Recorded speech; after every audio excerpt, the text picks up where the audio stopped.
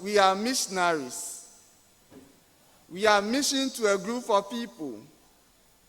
And this missionary work has conditions attached to them. And it goes with a message. And that is what we are to share this morning. Dear people of God, in the gospel reading, we heard that Jesus' hometown of Nazareth, the people were amazed of what they heard about him. But they also could not comprehend how someone they know his background in a short time can become so powerful. They only know him to be a mere carpenter, a son of Mary, and not Jesus, the Son of God. However, Jesus remains focused in his mission. Like Ezekiel in the first reading, Paul in the second reading, and Jesus in the gospel, we are also called to remain firm and focused regardless of the insults, the hardships, the rejections we may encounter in our mission. Every Christian is a missionary of God, and his or her message goes with acceptance or rejection. The question is, who are we missionary to? And what are the conditions attached to our mission? We are missionary to our brothers and sisters, our family members, our parishioners, our community, and the world at large. God said to Ezekiel in the first reading, "Son of man, I am sending you to the rebels who have turned against me." And in our context, God is sending us to Galamsey men and women who are seeking their own interest and destroying our water bodies, to both government officials and citizens who look unconcerned for things to go bad under their care in a country, and to people who are inclined to evil. Now, our water bodies, I don't know how we'll compare our water bodies to Milo. Our Milo that we take, of late, the water that comes from our taps, if you look at it, the comparison, you will not see any difference.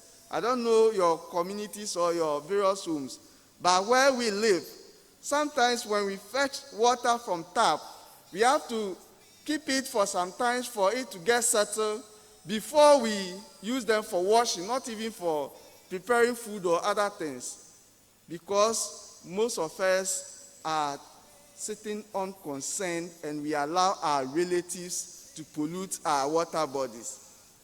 Today, people's backyards are bushy, and the weed, they are waiting for government. Today, you see people throwing rubbers and other things into our gutters. We are looking at them, they are our neighbors who will not talk. And to produce, our gutters will get choked, produce mosquitoes, they will come and bite us, we'll fall sick, and we'll also suffer out of our own inability to talk. We need to talk. That is the message Ezekiel, Paul, Jesus gave. They spoke to their generation to transform their generations. This mission is like a thorn in the flesh, and the only way we can accomplish it is to continue like Ezekiel, to speak out against the evil in our society. For Paul, we should be ready for insult, hardships, persecutions, constraints for the sake of Christ. Some of us may say, we don't want anyone to insult us or to hurt anybody. Who should say it if we keep quiet? Religious leaders are afraid today to talk because members will leave their congregation. Of course, we need members, but that does not prevent us from preaching the good news. God saw this same fear in Jeremiah, and he said to him, "Get ready, Jeremiah. Go and tell them everything I command you. Do not be afraid." Members of Mary Queen of Peace Parish, we shouldn't be afraid to talk to our neighbors, members in this country, or citizens. We have to talk to our brothers and sisters. We have to talk to our military men that the weapon they have, they are to use that weapon to protect us. They are not to use the weapon to kill us. We have to talk to them. They are our relatives. They shouldn't follow individual self-interest to destroy people's life. Their duty is to protect. So we have to talk to them. They are our relatives. In the gospel reading, Jesus was filled with the grace and spoke fearlessly. Of course, he got his own share of insults. They made mockery of him, called him names like the son of a mere carpenter or a bastard. A dedicated Christian may also face similar issues in his or her missionary work. Sometimes people will ignore your message and attack your personality, but never give up. The most important thing is that the message is communicated. In spite of all that is said about Jesus, he was not discouraged. Instead, he continued to preach and heal his generation. The truth is that if you have not gotten your share of insults on behalf of the gospel, then you have not started. You are still in your comfort zone. Come out boldly and speak like Ezekiel, like Paul, like Jesus, for the good of our generation. We must not be afraid to take up our missionary work despite the insults, the hardships, the persecutions, and the constraints. We have to bear them patiently so that the good news may triumph over evil, truth over falsehood, and peace over war. The truth is that until rebellion against the Lord is crushed, our world will not be safe. It is high time Christians speak the truth to political and religious leaders, to lead by example and also serve as role model for the youth to emulate. Our leaders must begin to practice what they preach and live by what they promise the masses during campaigns. The politics that put politicians above the law must stop for progress of the nation, and we must stop applauding people for evil done. Now we are in a world that when somebody is stealing, we say he's doing connection. We have to stop that. Somebody practicing vices like prostitution, we say he's a sex worker. Those things that will not help us. We have to stop. We see young men and women on radio station, TV station, insulting elderly people, then we applaud them that they are eloquent. That is evil art. We need to stop that. We need to talk to our young ones. We need to talk to our members in our communities. We need to speak out so that there will be total transformation in our communities. Businesses are collapsing due to behavior and unprofessional attitude of majority of workers who do not know how to talk or handle customers. A lot of us have good qualifications, but we have bad attitude or behaviors when we have the opportunity to work in certain companies. I once had surgery and I was posted to a community to go and work there. So when I got there, I started bleeding because I just had the surgery a week when I was supposed to report. So I rushed to the hospital. Then the one at the OPD to prepare my folder for me says, because my health insurance is not in a case, I have to buy that case and you put it inside before you register me. That's, oh, is that part of requirement for folder? He said, if my brother, you see people are many here, if you are not ready, get back. Then one man get up and so, maybe I had a sign no. Now so, if you don't know, you let me take another step. So I saw one nurse passing, then I asked, where is the director's office? So he showed me director's office. I went and narrated everything. So the man was so angry. In fact, I don't know how he saw me, but he little expected me to go to director's office. So they invited him. When he came, then it's like he didn't know what to say. He was so confused. And so when I came, people were many, so he decided to attend us. Oh, we were in queue.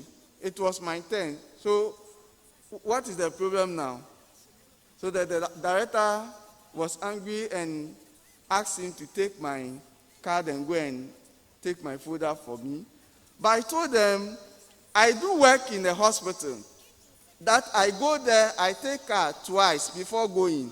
They don't pay me. But I have joy in doing that.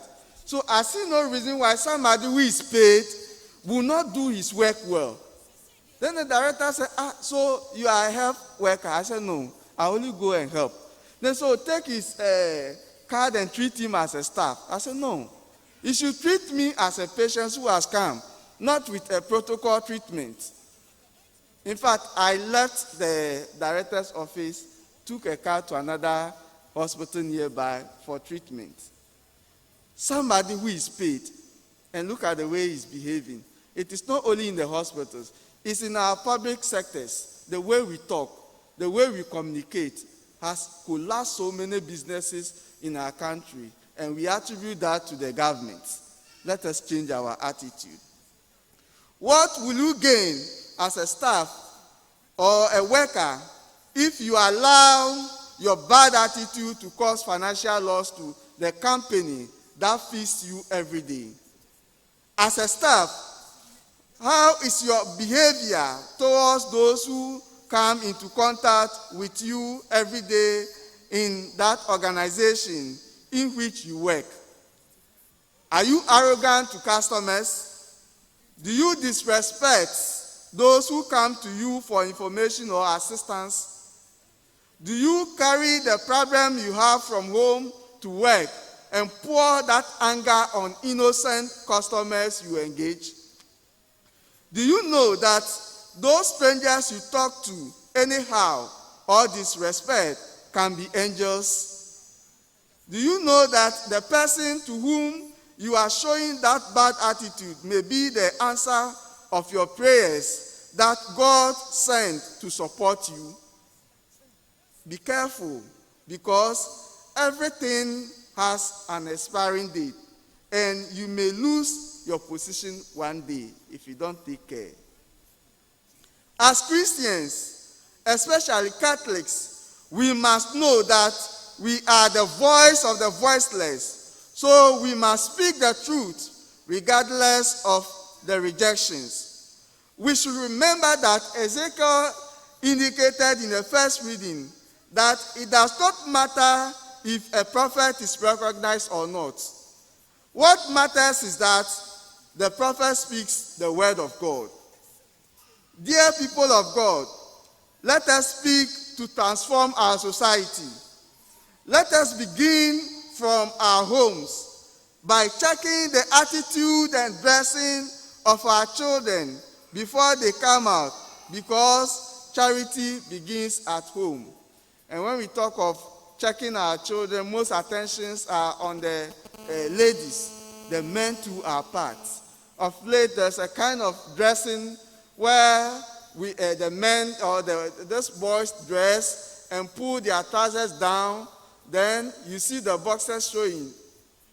If you want us to see your boxers, then remove the trousers and walk with your boxers, so that we know you have nice boxers.